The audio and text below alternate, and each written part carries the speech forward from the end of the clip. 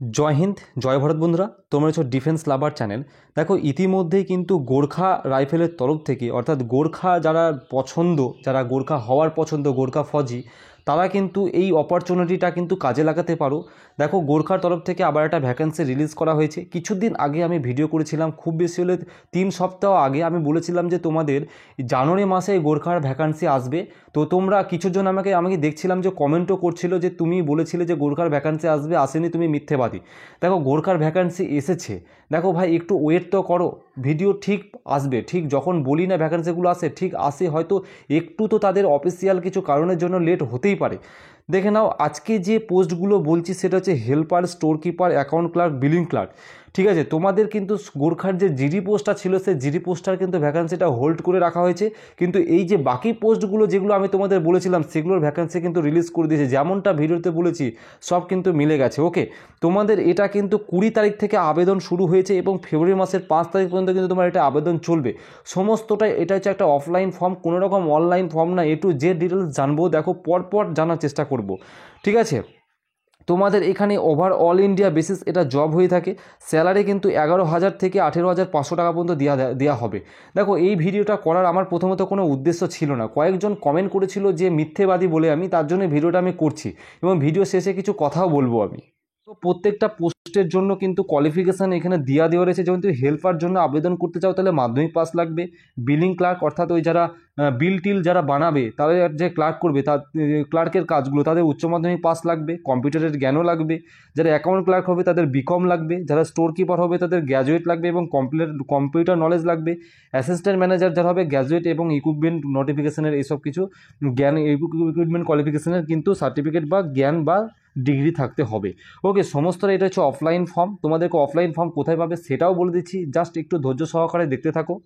বয়স যেটা সবথেকে গুরুত্বপূর্ণ, তোমাদের 18 থেকে 35 বছর পর্যন্ত তোমরা কিন্তু ছাড় পাবে এবং যারা ওবিসি ক্যান্ডিডেট তোমরা 18 থেকে 38 বছর, এসসিরা কিন্তু 18 থেকে 40 বছর পর্যন্ত কিন্তু এই ফর্মটা কিন্তু ফিল আপ করতে পারবে এই বয়সের মধ্যে থাকলে। তোমার উচ্চতা এখানে 165 সেন্টিমিটার মেলদের জন্য লাগবে, ফিমেলদের জন্য 152 সেন্টিমিটার লাগবে। ওকে, ঠিক আছে, মনে রাখবে 165 সেন্টিমিটার হাইট কিন্তু লাগবে। এই জিনিসটা তোমরা হাইট নিয়ে অনেক সময় কমেন্ট করো, তো সেটাও আমি পাশাপাশি ক্লিয়ার করে দিলাম। দেখো অলরেডি কিন্তু আবেদন শুরু হয়ে গেছে 20 জানুয়ারি থেকে, 5ই জানুয়ারি কিন্তু শেষ ডেট রয়েছে। আরেকটা কথা বলে দিই, এটা হচ্ছে অফলাইন ফর্ম। কোন ঠিকানায় পাঠাবে, তারপরে কি কি ডকুমেন্টস দিতে হবে সেটা একটু বলে দিই। তোমরা যখন ফর্মটা ফিল আপ করবে সঙ্গে কিন্তু তোমরা কি কি দিবে, তোমরা তোমাদের মাধ্যমিকের বা যেই তোমাদের লাস্ট কোয়ালিফিকেশান যেটা তোমাদের থাকবে সেটার কিন্তু সার্টিফিকেট, মাধ্যমিকের admit card, marksheet, board certificate, Aadhaar কার্ডের জেরক্স এবং তোমরা ডোমিসিয়াল সার্টিফিকেট কিন্তু তোমাকে এখানে জেরক্স কিন্তু দিতে হবে। ওকে, সর্বশেষ তোমাকে পাসপোর্ট সাইজের ফটো কিন্তু তোমাকে 2 কপিও কিন্তু দিতে হবে।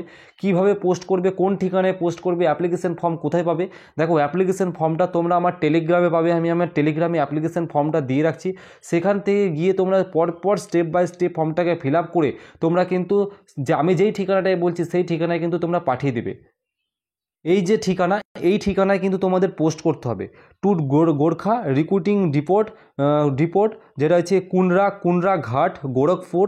এই ঠিকানায় তোমাদের কিন্তু পুরো তোমাদের পাঠাতে হবে।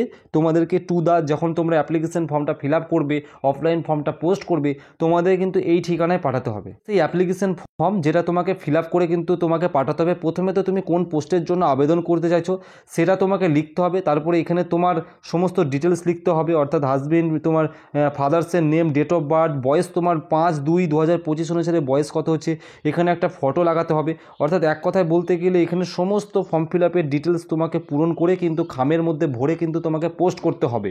স্পিড পোস্ট করে দিবে তাহলে তাড়াতাড়ি যাবে। ওকে, পুরো ফর্মটাই আমি আমার টেলিগ্রামে দিয়ে রাখছি, সেখান থেকে তোমরা এটাকে কালেক্ট করে তোমরা কিন্তু ফিল আপ করে তোমরা পাঠিয়ে দিবে। দেখো এইসব তোমাদের গোর্খা, আর আমি যে তোমাদের বলেছিলাম ভ্যাকান্সিটা আসবে, এসেওছে। আমি শুধু ভিডিও এই কারণেই করে নিই, জানো তো কেন করে নিই, কারণ এটা তুলনামূলক ভ্যাকান্সিটা আমি যতটা আশা করেছিলাম, এক্সপেক্ট করেছিলাম, সেই ভ্যাকান্সিটা এখানে নেই। ভ্যাকান্সিটা কম রয়েছে বলেই আমি তোমাদেরকে ভিডিও এই কারণে আমি করতেছিলাম না, কারণ তোমরা কমেন্ট করছিলে বলেই আমি এই ভিডিওটা আমার তৈরি করার মূল উদ্দেশ্য। ঠিক আছে, ভ্যাকান্সি খুব একটা বেশি নেই, মোটামুটি 20টা কাছাকাছি ভ্যাকান্সি রয়েছে। তো আমার ভিডিও করার ইচ্ছা ছিল না, তোমরা বলছিলে ভ্যাকান্সি আসেনি বলে, মানে মিথ্যে বলেছিলাম, তার জন্যই ভিডিওটা তৈরি করা, তাছাড়া আর কোনো কিছু কারণ না। তোমরা চাইলে ফর্ম ফিল আপ করে নিতে পারো। তো এই পর্যন্ত, জয় হিন্দ, সুস্থ থেকো, ভালো থেকো।